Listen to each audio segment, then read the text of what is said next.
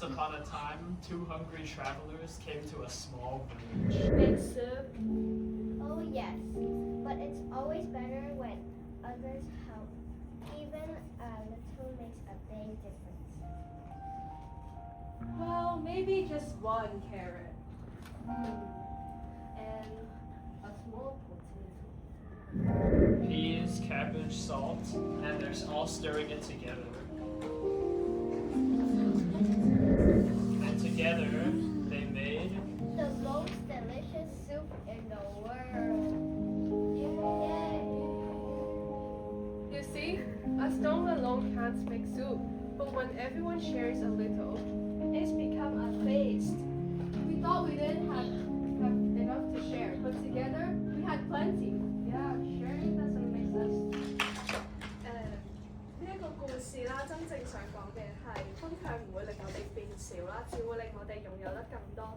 我哋當每一個人都願意鬆開手，咁一點一滴嘅付出，匯聚起身，遠比獨自擁有嘅更多。到頭來呢一煲湯唔單止係餵飽我哋嘅肚，更加係我哋彼此之間原本緊閉嘅距離。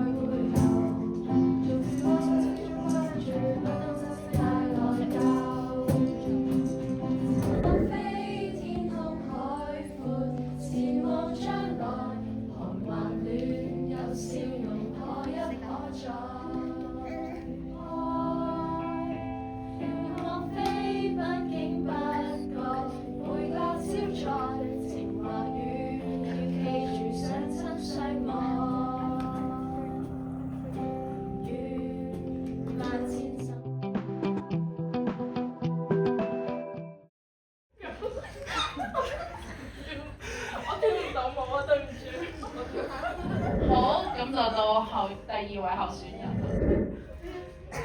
我太老啦，所以我跳唔到舞。第三位嘅候選人。我媽咪。好，到最後一位。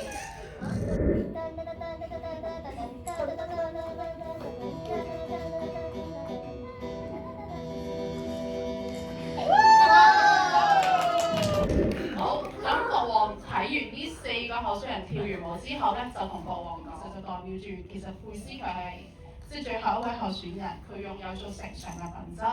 咁呢個亦都係我哋做人嘅一啲本質嚟嘅。咁所以其實喺我哋嘅生活裏面啦，大家都可能會面對大大小小嘅誘惑同埋挑戰嘅。咁當我哋面對呢啲考驗嘅時候咧，如果我哋可以堅守啲好嘅品格啦，例如係誠實啦、正義啊、愛啊、包容呢啲負責任咧，咁其實我哋就可以幫助我哋堅守住本心，做出一啲正確嘅選擇。咁當每一個人都係同樣咁樣做嘅時候咧，咁我哋嘅社區、我哋嘅社會甚至世界就會變得更加好啦。好多謝大家。